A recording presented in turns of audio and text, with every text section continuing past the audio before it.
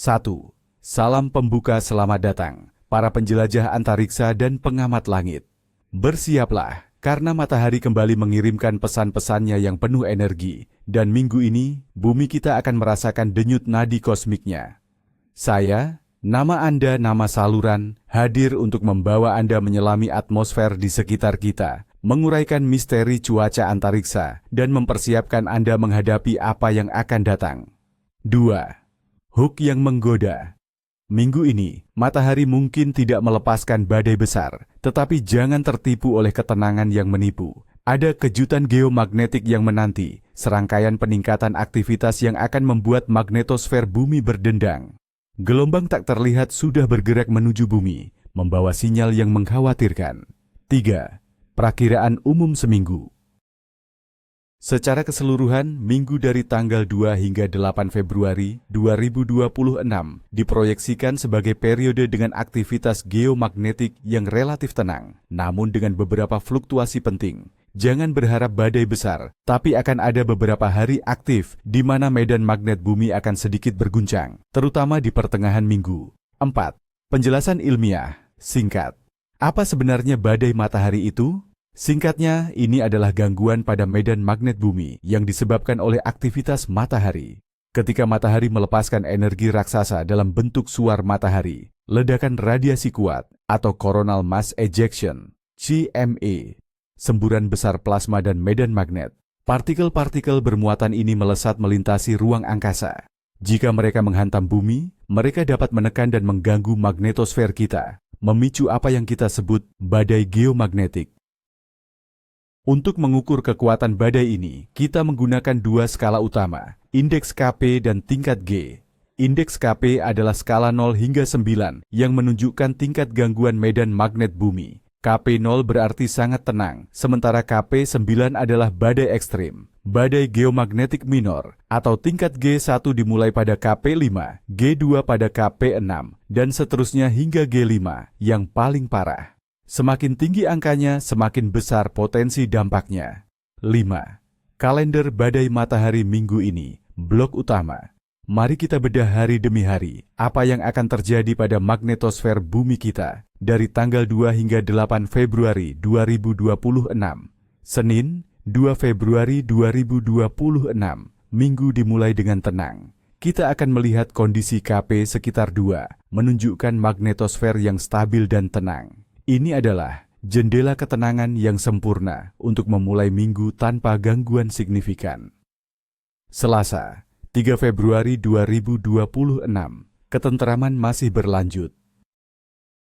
Indeks KP diperkirakan tetap di angka 2. Nikmati hari yang damai ini sebelum energi matahari mulai berbicara.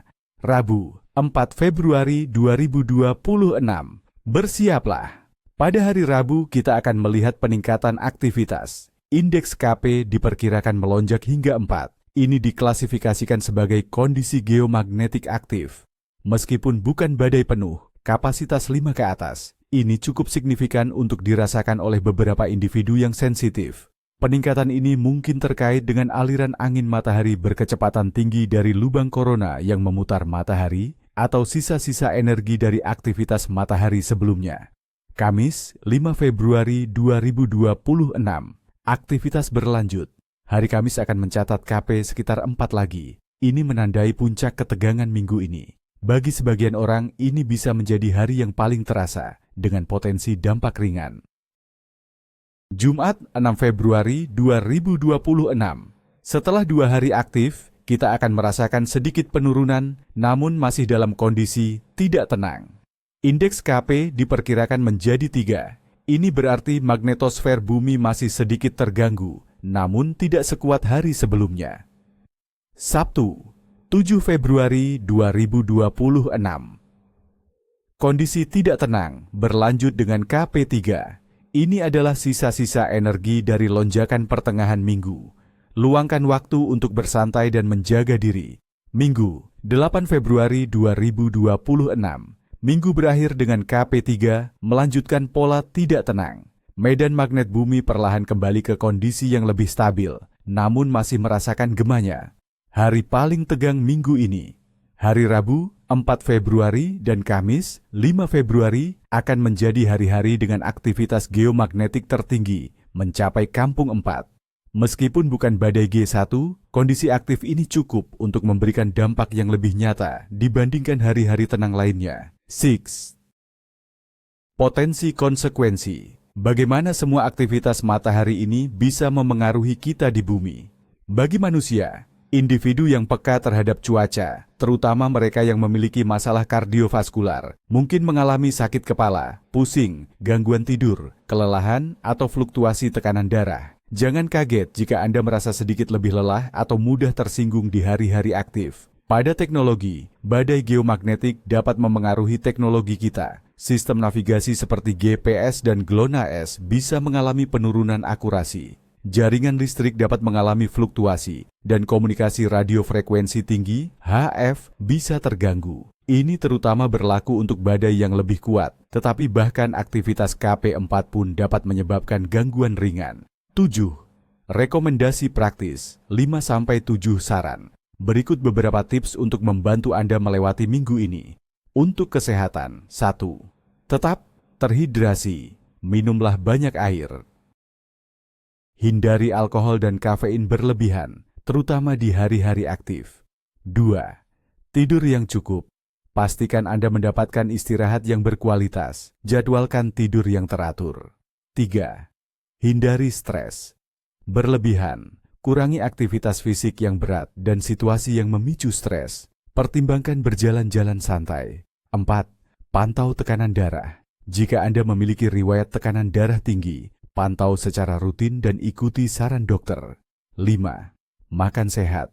Konsumsi makanan bergizi dan seimbang untuk mendukung tubuh Anda. Untuk teknologi dan kehidupan sehari-hari. 1. Perbarui perangkat. Pastikan perangkat navigasi Anda memiliki cadangan atau perbarui peta offline jika Anda bergantung padanya. Gangguan kecil mungkin terjadi.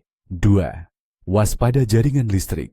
Meskipun risiko pemadaman kecil untuk Kampung 4, ada baiknya memiliki senter atau lilin sebagai cadangan. SAN.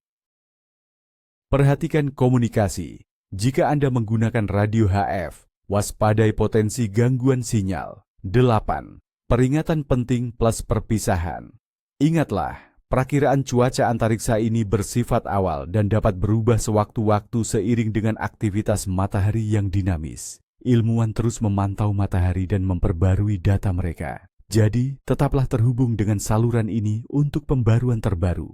Langit adalah teater terbesar, dan kita adalah penonton setianya. Jangan lewatkan satupun episode dari drama kosmik ini. Sampai jumpa di episode berikutnya, dan tetaplah menatap bintang. Jangan lupa like, komen, dan subscribe untuk terus mendapatkan informasi terkini tentang cuaca antariksa.